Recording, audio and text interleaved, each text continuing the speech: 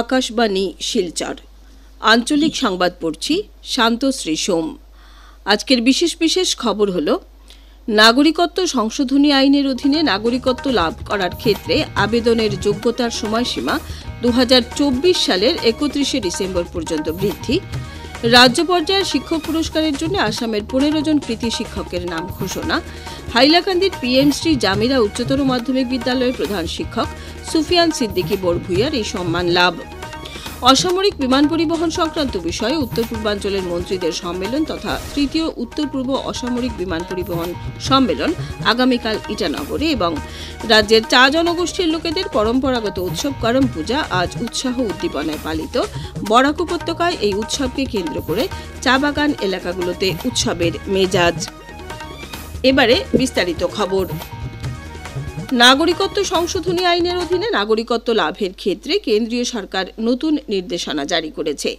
এই অনুসারে আবেদনের যোগ্যতার সময়সীমা 2024 সালের 31 ডিসেম্বর পর্যন্ত বৃদ্ধি করা হয়েছে। এই আইনের অধীনে ভারতে আশ্রয় গ্রহণ করা পাকিস্তান, আফগানিস্তান এবং বাংলাদেশের ধর্মীয় সংখ্যালঘুরা ভারতীয় নাগরিকত্বের জন্য আবেদন করতে পারবেন। এর আগে নাগরিকত্ব সংশোধনী আইনের অধীনে 2014 সালের 31 ডিসেম্বরের পূর্বে ভারতে প্রবেশ করা লোকেরাই নাগরিকত্বের জন্য আবেদনের যোগ্য ছিলেন। এদিকে মুখ্যমন্ত্রী ডক্টর হিমন্ত বিশ্ব শর্মা বলেছেন যে নাগরিকত্ব সংশোধনী আইনের মাধ্যমে রাজ্যে এই পর্যন্ত 3 জন লোক ভারতীয় নাগরিকত্ব লাভ করেছেন। বিগত 2 বছরে আসামে 12 জন লোক ভারতীয় নাগরিকত্বের জন্য আবেদন করলেও এর মধ্যে 9টি আবেদন বিচারাধীন রয়েছে। আজ জালুকবাড়ির রামসারি আঞ্চলিক গ্রাম পঞ্চায়েতে আয়োজিত এক অনুষ্ঠানে মুখ্যমন্ত্রী এই মন্তব্য করেছেন।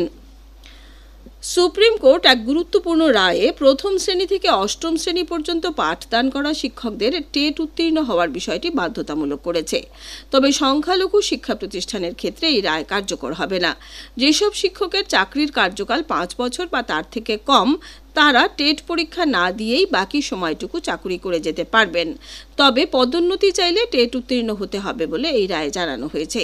এদিকে যেসব শিক্ষকের চাকরির কার্যকাল 5 বছরের বেশি, তাদের 2 বছরের মধ্যে টেট উত্তীর্ণ হতে হবে। 2 বছরের মধ্যে টেট উত্তীর্ণ না হলে তাদের চাকরির থেকে অব্যাহতি দেওয়া হবে, তবে তাদেরকে অবসরকালীন সুযোগ সুবিধাসমূহ দেওয়া হবে। এই রায় শিক্ষার অধিকার আইন কার্যকর হওয়ার আগে অর্থাৎ 2009 সালের আগে নিযুক্তি লাভ করা শিক্ষকদের ক্ষেত্রে প্রযোজ্য হবে। আসন্ন শিক্ষক দিবস উপলক্ষে আসাম সরকারের শিক্ষা বিভাগ রাজ্য পর্যায়ে 15 জন কৃতি শিক্ষকের নাম ঘোষণা করেছে। এর মধ্যে 8 জন মাধ্যমিক শিক্ষা বিভাগের এবং 7 জন প্রাথমিক শিক্ষা বিভাগের শিক্ষক রয়েছেন। আগামী শুক্রবার শিক্ষক দিবসের কার্যসূচিতে এই শিক্ষকদের পুরস্কৃত করা হবে। এদিকে বরাক উপত্যকার 3 জেলা থেকে একজন এই তালিকায় স্থান পেয়েছেন। তিনি হলেন মাধ্যমিক শিক্ষা বিভাগের হাইলাকান্দির পিএম শ্রী জামিরা উচ্চতর মাধ্যমিক বিদ্যালয়ের প্রধান শিক্ষক সুফিয়ান সিদ্দিকী বড়ভূইয়া। আগামী 5 সেপ্টেম্বর তেজপুর বিশ্ববিদ্যালয়ে রাজ্য স্তরের শিক্ষক দিবসের অনুষ্ঠানে রাজ্যের শিক্ষামন্ত্রী ডক্টর রনোজ পেগু এই কৃতি শিক্ষকদের হাতে পুরস্কার তুলে দেবেন। দক্ষিণ হাইলাকান্দির জামিরার মতো প্রত্যন্ত অঞ্চল থেকে রাজ্য শিক্ষক পুরস্কারের জন্য সুফিয়ান সিদ্দিকী বড়ভূইয়ার নাম আসায় হাইলাকান্দি জেলার বিভিন্ন মহল থেকে তাকে শুভেচ্ছা জানানো হচ্ছে। এবছরের কৃতি শিক্ষকের তালিকায় নিজের নাম আসায় সন্তোষ ব্যক্ত করে শ্রী সিদ্দিকী বলেন, আসলে দেখেন, সবচেয়ে বড় কথা হচ্ছে পুরস্কার পাওয়া মানে আমার দায়িত্বটা আরো বেড়ে গেল। আজ থেকে 15 বছর আগে শিক্ষকতার যে যাত্রা আমার হয়েছিল, জামিরা হায়ার সেকেন্ডারি স্কুল তখন ছিল Jamira high school. Jamira high স্কুলের এডিশনাল টিচার হিসেবে, অতিরিক্ত টিচার হিসেবে আমি সায়েন্স টিচার হিসেবে যাত্রা শুরু করেছিলাম। তার থেকে বর্তমানে জামিরা হাই স্কুলের প্রধান শিক্ষক হিসেবে আছি, ইনচার্জ। জামিরা হাই স্কুল থেকে হায়ার সেকেন্ডারি, এইচএসএলসি সেন্টার, তারপরে পিএমসিটি উন্নীত করা। এখন থেকে এই পুরস্কার পাওয়ার সাথে সাথে আমার দায়িত্ব আরো বেড়ে গেল।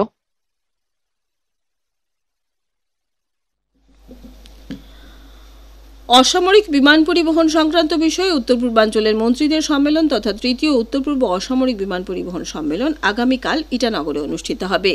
উত্তর পূর্বাঞ্চলের অসামরিক বিমান পরিবহন দপ্তরের মন্ত্রীরা, নীতি প্রস্তুতকারক এবং এই শিল্পের সঙ্গে জড়িত উচ্চপদস্থ ব্যক্তিবর্গ এই সম্মেলনে উপস্থিত থাকবেন। এতে উত্তর পূর্বাঞ্চলের রাজ্যগুলির মধ্যে বিমান সংযোগ বৃদ্ধি করা এবং এই অঞ্চলে বিমান পরিবহনের সম্ভাবনা বৃদ্ধির বিষয়ে আলোচনা করা হবে। উল্লেখ্য, কেন্দ্রীয় অসামরিক বিমান পরিবহন মন্ত্রী রামমোহন নাইডু কিঞ্জারাব্বু এবং এই দপ্তরের প্রতিমন্ত্রী মুরলীধর মোহল এই সম্মেলনে অংশগ্রহণ করবেন। সম্মেলনে উত্তর পূর্বাঞ্চলের বর্তমান বিমানবন্দরগুলির সম্প্রসারণ, নতুন বিমানবন্দর নির্মাণ, হেলিকপ্টার সেবা আরও উন্নত করা, সাধারণ বিমান পরিবহন, ড্রোন, বিমান সংক্রান্ত সংস্কার, মেরামতি ইত্যাদি বিষয় নিয়ে আলোচনা হবার সম্ভাবনা রয়েছে। কেন্দ্রীয় অসামরিক বিমান পরিবহন দপ্তর এবং federation of Indian chambers of commerce and ইন্ডাস্ট্রিজের যৌথ উদ্যোগে ও অরুণাচল প্রদেশ সরকারের সহায়তায় ওই রাজ্যে প্রথমবারের মতো এই সম্মেলন অনুষ্ঠিত হচ্ছে। এর আগে আসাম এবং মেঘালয়ে এই সম্মেলনের আয়োজন করা হয়েছিল। প্রধানমন্ত্রী নরেন্দ্র মোদী আগামী 14 সেপ্টেম্বর গোলাঘাট জেলার নুমলীগড়ে বিশ্বের প্রথম বাঁশভিত্তিক জৈব ইথানল প্রকল্পের উদ্বোধন করবেন। নুমলীগড় শোধনাগারের 50% অংশীদারিত্বে নির্মিত এই প্রকল্পটি উদ্বোধনের জন্য প্রায় প্রস্তুত করে তোলা হয়েছে। প্রকল্পটি থেকে প্রতি বছর 50,000 টন ইথানল, 18,000 টন ফার্ফিউরেল এবং 11,000 টন এসিটিক অ্যাসিড উৎপাদন করা হবে। ভারতীয় তথ্য সেবার অবসরপ্রাপ্ত আধিকারিক, আকাশবাণী গুয়াহাটির সংবাদ বিভাগের প্রাক্তন যুগ্ম সঞ্চালক তথা আসামের একজন প্রবীণ সাংবাদিক বিরাজ দাস আজ বিকেলে গুয়াহাটির নিমকেয়ার হাসপাতালে শেষ নিঃশ্বাস ত্যাগ করেন। বয়স হয়েছিল 89। তিনি 1963 সাল থেকে 1966 সাল পর্যন্ত দ্য আসাম ট্রিবিউন সংবাদপত্রের স্টাফ রিপোর্টার হিসেবে কার্যনির্বাহ করেছেন। 1973 সাল থেকে 76 সাল পর্যন্ত তিনি আকাশবাণী ডিব্রুগড়ের সংবাদদাতা হিসেবে কার্যনির্বাহ করেছেন। আসাম আন্দোলনের সময় 1979 থেকে 1984 সাল পর্যন্ত আকাশবাণী গুয়াহাটির সংবাদদাতা হিসেবে এসএসবিতে ডেপুটেশনে কার্যনির্বাহ করেছেন।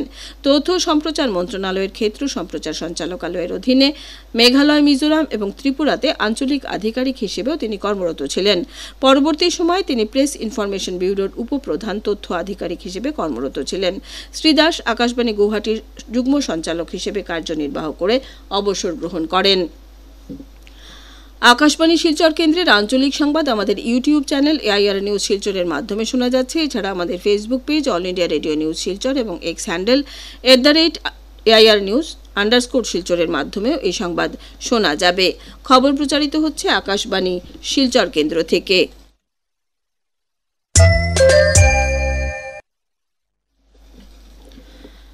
রাজ্যের চা জনগোষ্ঠীর লোকেরা আজ পরম্পরাগত রীতিনীতির মাধ্যমে করম পূজা পালন করেছে। রাষ্ট্রপতি দ্রৌপদী মুর্মু এবং প্রধানমন্ত্রী নরেন্দ্র মোদী করম পূজা উপলক্ষে দেশবাসীকে শুভেচ্ছা জানিয়েছেন। এই উপলক্ষে সামাজিক মাধ্যমে এক শুভেচ্ছা বার্তায় রাষ্ট্রপতি বলেন যে এই উৎসব ভাই বোনেদের মধ্যে ভালোবাসা ও সদ্ভাবের প্রতীক। এই উৎসব প্রকৃতি সংরক্ষণের বার্তা বহন করে বলেও তিনি উল্লেখ করেন। প্রধানমন্ত্রী তার বার্তায় বলেন যে এই উৎসব ভাই ও বোনের মধ্যে অটুট বন্ধনকে প্রতিফলিত করে। এই পবিত্র উৎসব সবার জীবনে শান্তি, সমৃদ্ধি ও সুস্বাস্থ্যের বার্তা বয়ে আনবে বলে তিনি আশা প্রকাশ করেছেন। রাজ্যের মুখ্যমন্ত্রী ডক্টর হিমন্ত বিশ্ব শর্মাও চা জনগোষ্ঠীর লোকেদের করম পূজার শুভেচ্ছা জ্ঞাপন করেছেন। সামাজিক মাধ্যমে এক বার্তায় তিনি বলেন যে করম পূজা হচ্ছে উর্বরতা, সমৃদ্ধি এবং সমন্বয়ের প্রতীক।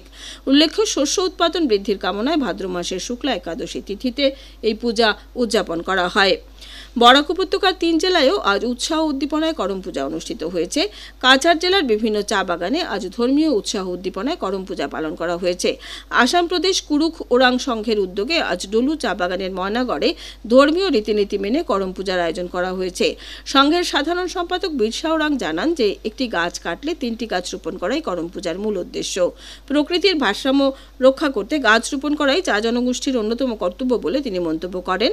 এছাড়া সমস্ত বছর জুড়ে যাতে ভালো শস্য উৎপাদন হয় সেই কামনায় করম পূজার আয়োজন করা হয়েছে। হাইলাকান্দি জেলায়ও আজ ধর্মীয় উৎসাহ উদ্দীপনায় করম পূজা পালন করা হয়েছে। হাইলাকান্দি শহর সংলগ্ন শিরিশপুর চা বাগানের নাচঘরে আজ উৎসব মুখর পরিবেশে করম পূজার আয়োজন করা হয়। ভাদ্র মাসের শুক্লা একাদশী তিথিতে শস্য শ্যামলা প্রকৃতির প্রতীক করম দেবতার পূজা করা হয়েছে। প্রচলিত বিশ্বাস অনুসারে করম পূজা সম্পন্ন করে প্রকৃতি চিরসবুজ থাকে এবং সমাজে শান্তি সম্প্রীতির পরিবেশ বিরাজ করে। হাইলাকান্দি জেলার 5 জন উদীয়মান ক্রিকেটার অনূর্ধ্ব-19 রাজ্য ক্রিকেট দলের ট্রায়ালে স্থান লাভ করেছেন। আমাদের হাইলাকান্দি সংবাদদাতা জানিয়েছেন যে জে.কে. বড়ুয়া অনূর্ধ্ব-19 আন্তঃজেলা ক্রিকেট প্রতিযোগিতায় ভালো প্রদর্শনের জন্য হাইলাকান্দির 5 জন ক্রিকেটার রাজ্য দলের ট্রায়াল ক্যাম্পে ডাক পেয়েছেন। ট্রায়াল ক্যাম্পে স্থান লাভ করা খেলোয়াড়দের মধ্যে রয়েছে বরুণ জ্যোতি মালাকার, রাজজিৎ পাল চৌধুরী, সৌম্যকান্তি পাল, কবিদ আহমেদ চৌধুরী ও বিভা বসু নন্দী। শেষ করার আগে খবরের বিশেষ অংশ আবার পড়ছি। নাগরিকত্ব সংশোধনী আইনের অধীনে নাগরিকত্ব লাভ করার ক্ষেত্রে আবেদনের যোগ্যতার সময়সীমা 2024 সালের 31শে ডিসেম্বর পর্যন্ত বৃদ্ধি। রাজ্য পর্যায়ের শিক্ষক পুরস্কারের জন্য আসামের 15 জন কৃতি শিক্ষকের নাম ঘোষণা। হাইলাকান্দির পিএম শ্রী জামিরা উচ্চতর মাধ্যমিক বিদ্যালয়ের প্রধান শিক্ষক সুফিয়ান সিদ্দিকী বড়ভূইয়ারি সম্মান লাভ। অসামরিক বিমান পরিবহন সংক্রান্ত বিষয়ে উত্তর পূর্বাঞ্চলের মন্ত্রীদের সম্মেলন তথা তৃতীয় উত্তর পূর্ব অসামরিক বিমান পরিবহন সম্মেলন আগামীকাল ইটানগরে। এবং রাজ্যের 4 জনগোষ্ঠীর লোকেদের পরম্পরাগত উৎসব করম পূজা আজ উৎসাহ উদ্দীপনায় পালিত। বরাক উপত্যকায় উৎসবকে কেন্দ্র করে চা বাগান এলাকায় উৎসবের মেজাজ। আঞ্চলিক সংবাদ আজকের মতো শেষ হলো। আমাদের পরবর্তী আঞ্চলিক সংবাদ আগামীকাল সকাল 7:35 মিনিটে।